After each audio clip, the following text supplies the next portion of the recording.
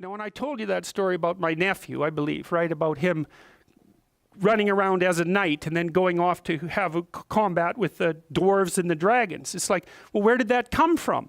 Well, partly it came from his culture, right? Because he was a knight, and so obviously that's a cultural construct. But the thing is that his imagination it's this structure that's looking for things to fill itself with. Just like your predisposition to language.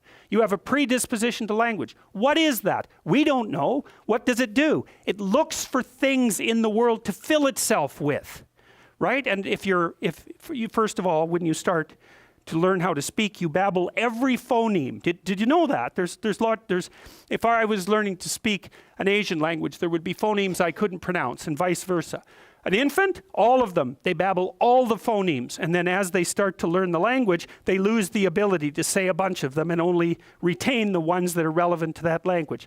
So a baby babbles all possible languages, that's a way of thinking about it, and then loses the ability. So that's you can see there. So you could say, well, you manifest the potential to be possessed by the set of all possible archetypes. It's built into your biology.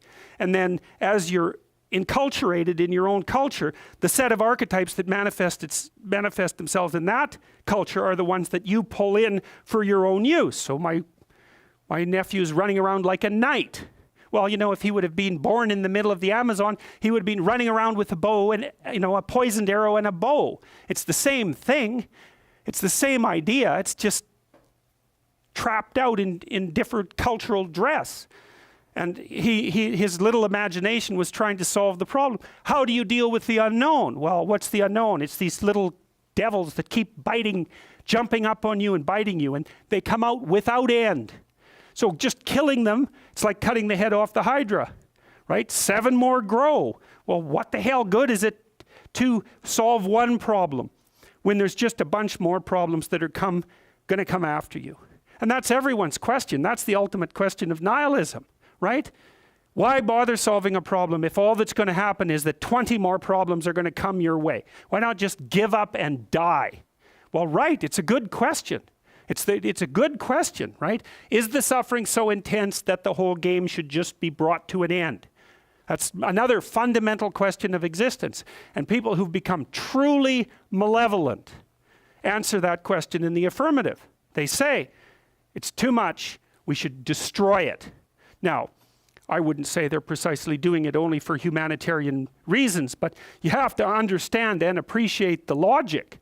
It's not irrational. That's the other thing. It's not irrational to work for the destruction of being. It's not irrational. In fact, it might be the most rational thing you could come up with. Depends on your initial set of presuppositions. So, Jung, down into the belly of the beast, so to speak, to see what lurks in the imagination. He sees the birthplace of archetypal ideas. Well, what are archetypal ideas? They're patterns you could think about them as representations of patterns of adaptive behavior. And so then you might ask, well, where did they come from?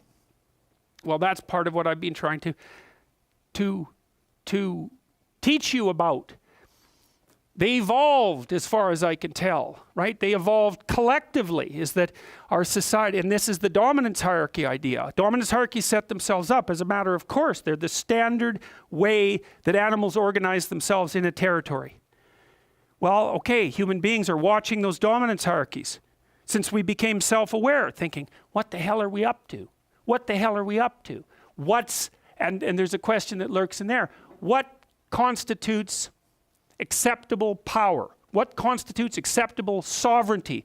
Who should lead? Who should rule? What should be at the top? Well, we talked about that. The Mesopotamians figured that out. Speech and vision. That's Marduk. Speech, vision, and the willingness to confront the terrible unknown. That's what should rule.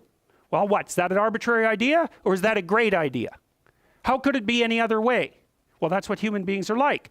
And I don't think that you can read the Mesopotamian story and understand the reference, which isn't an easy thing to do, and fail to draw that conclusion. Marduk has eyes all the way around his head. He speaks magic words. He goes off to fight Tiamat, the dragon of chaos. Well, what's that? That's the reptilian predator that lurks in the unknown, Well, is any of that, is there anything about any of that that stands in opposition to what you would presume if you were just analyzing our situation from a purely biological perspective? We're prey animals, we're predators. We've been threatened by reptiles forever. Why wouldn't we use the predator that lurks in the dark forest or the water as a representative of the unknown? Why wouldn't we harness that circuitry? We already have it at hand, and even more to the point, how could we do anything else? It makes perfect sense. Well, so then you might say, well, what would you want to be king? You could say king of the world or king of your own soul. What do you want to subordinate yourself to? How about your heroic willingness to encounter the unknown and articulate it and share that with people? There's no nobler vision than that. And I don't see that it's merely arbitrary. And it's not merely arbitrary too, because if you do that, to the degree that you do that, assuming your society isn't entirely corrupt, you will be successful. It will actually aid you practically. You'll rise up above men. You'll be selected by women. You'll be admirable. You'll be valued. And you know that because if you look at the people that you admire and value, again, unless you've taken a detour into dark places and are possessed with admiration for people who are working for malevolent purposes and for destruction, you just have to watch the people that you admire and try to figure out what's common across them and draw your own conclusions. And you can ask yourself too, when you're torturing yourself with your conscience because you're not doing what you should be and you know it, what is it that you're torturing yourself in relationship to?